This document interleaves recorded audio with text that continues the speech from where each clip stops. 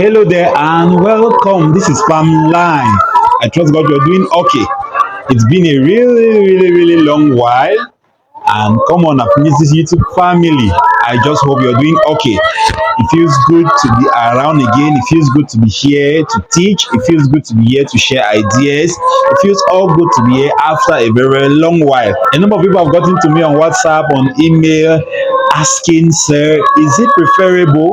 What do you think? Is it preferable to get commercial feed, or is it preferable to make your own feed? That's to use self-made or homemade feed. So which one is better? What do you use?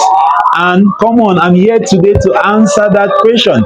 I'm here today to give my own thoughts, to give what I think, to give what I stand for, to give what works for me. Perhaps it can work for you too. So this is Farm Life. If you're new to the channel, hit the subscribe button so you get notified each time we drop a new video. Stick around as I share with you how we do our feed and why we do it the way we do it to have the results we have. This is Farm Life.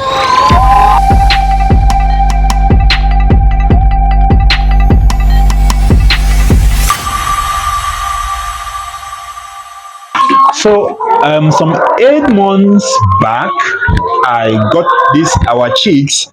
As at the time I got them, they were day old, very tender day old. I know you understand what I'm talking about, and it has been an amazing journey from that time up till now.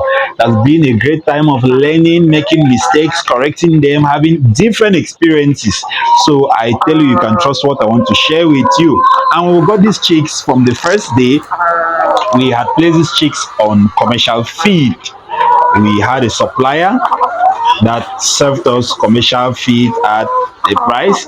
It's quite expensive here in Cameroon, but these people gave us feed from the layer starter to the layer grower to everything up to the point of lay. So it was part of my plans personally to try as much as I could to get my birds lay even before week 18, which I struggled. I fed them, did all what I could do, but it was still late.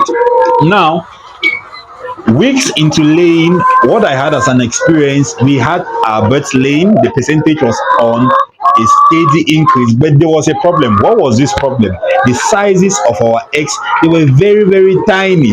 Marketing became very difficult. You know, with a product like eggs, you must make sure that the product is healthy in terms of size and quality enough, and it should be appealing to the customer. So a challenge we had is that our eggs were coming, but the sizes were very small.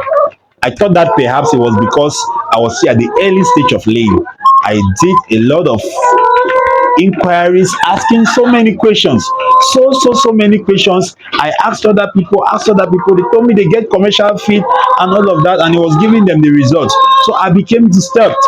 Now, sometime around week number 28, I was still having this challenge. If we have to collect eggs, 60 to 70% of the eggs are small eggs, and just about 30% are eggs that are easily marketable. And you know, with eggs, people want to see the size, right? Yes, you know that. Even you watching me, you want to see the size. You don't just want to buy eggs because they are fresh. You need eggs that are fresh, you need eggs that are healthy, you need eggs that are good in size. So it was a problem. At times we have eggs, but you taking those eggs to people, it becomes a problem. They complain a lot. Your eggs are good, but they are small in size. Your eggs are good, they are small in size. We had to drop the prices of our eggs so as to appeal customers. So it got to a time, it was really a challenge, and I was ready to do anything.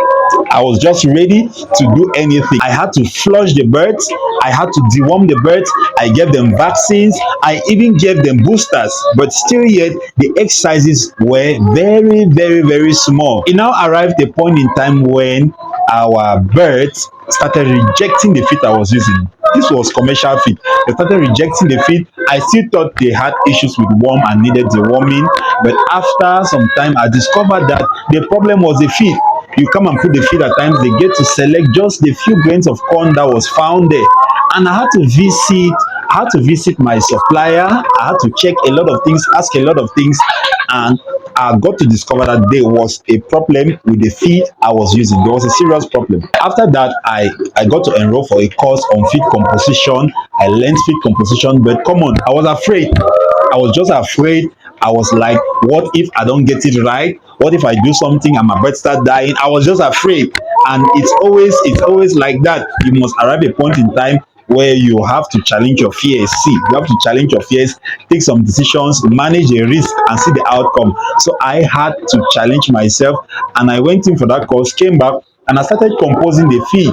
After 2 days of giving them my own self-composed feed, my birds became sick, and I was afraid. I thought that the feed that I am composing is making them sick, but that was not the problem. The problem is because our chicken house was small and the space was a challenge.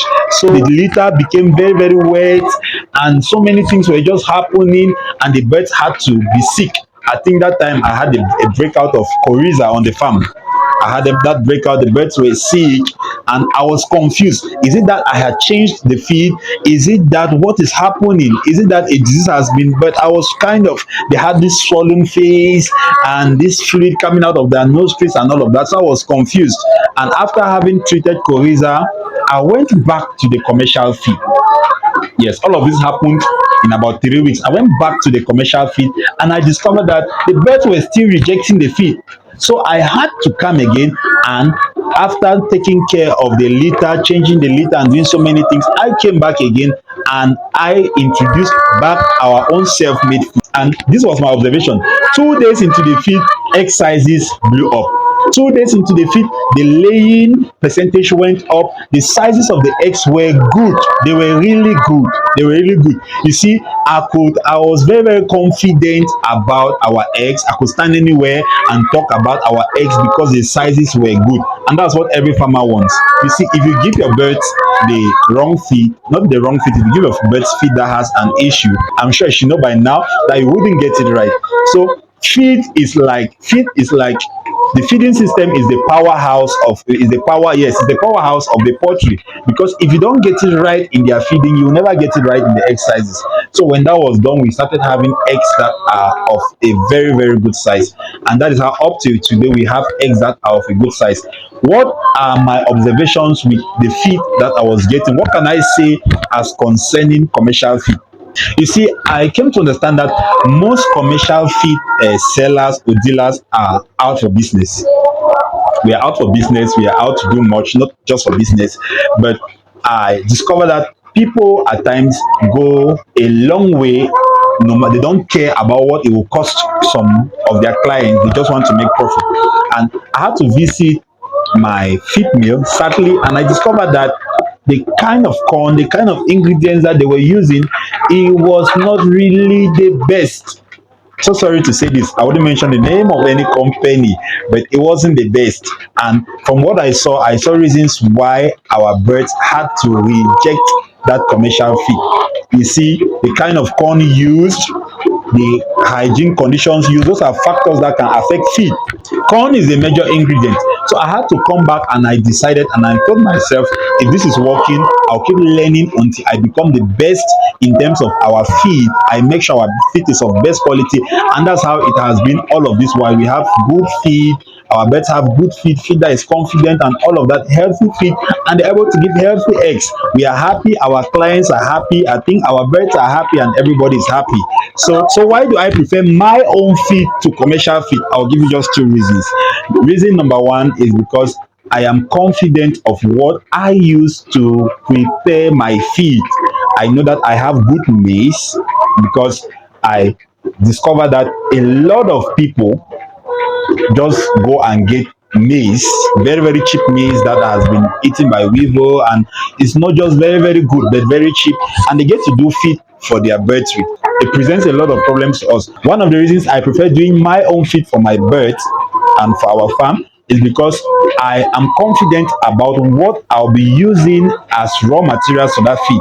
I know my corn, our corn comes from a very, very good source. So I'm confident about the source of our ingredients. I'm confident about the source of our corn, the source of our soya meal, the source of our fish meal, the source of everything we use, our seashell, and all the additives we use.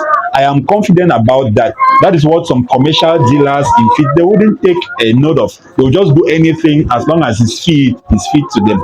But what the fowl takes in determines what the fowl brings out. So I'm very, very confident about what I get as materials, as ingredients to give feed, to make feed for my birds. The second reason why I prefer our own feed to commercial feed is I'll join two reasons in one. I trust our hygienic conditions. I trust my formula, and above all, it is cheaper. Yes, so I'll say that mixing my own feed gives me better results in terms of productivity, number one, and it gives me feed at a cheaper price. So I can tell you that I'm a happy man. I'm happy. I was like, is this how this thing is? When will I break through? When will I have a change? When will this thing get better? There was a time I thought it was because our birds are still into, they're just being introduced into their laying cycle, but it took time, and until we had to switch that feed, we will never have gotten the result. And from now till you keep hearing about farm life, we are going to keep using our feed. We are going to keep teaching people how to do their feed. I'm not out to blackmail feed vendors or commercial feed sellers, but I'm out to promote quality feed. If you have a feed dealer that gives you feed of good quality, shout out to them, courage to them, congrats to them. If you have people that give you good corn, that give you good feed ingredients, congrats to them. I love the company that supplies us feed ingredients a lot. They give us good, everything is good, it's very clean, it's very, very neat, it's confident. And with them and with the people that supply us with the other materials, we have things that are good, we have feed that is good and feed that is confident. So if you've eaten our eggs, you appreciate our eggs, is because we take time to compose the feed ourselves. So should you go in for commercial feed, look out for feed that has good quality, that has been hygienically prepared. Look out for feed that is cheaper, and look out for feed that will give you the results, whether in layer, whether in broiler, whether in fish, in agribusiness generally. Again, I will say this: fowls will only give you eggs depending on what you have given to them. They are only going to give you the weight for those doing broilers depending on what you have given to them. So take proper care of what you give to your birds. What should you consider should, in case you are thinking about making your own feed? Look at your accessibility to raw materials, the things that you need for feed, because if you must get this right, you must get this right.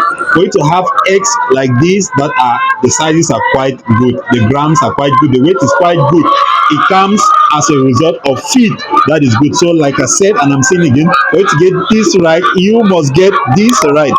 So take proper care of what you give to your birds. This is Farm Life. Thank you for following up to this time. Stay safe, keep learning, and see you on our next video. God bless you. Bye bye.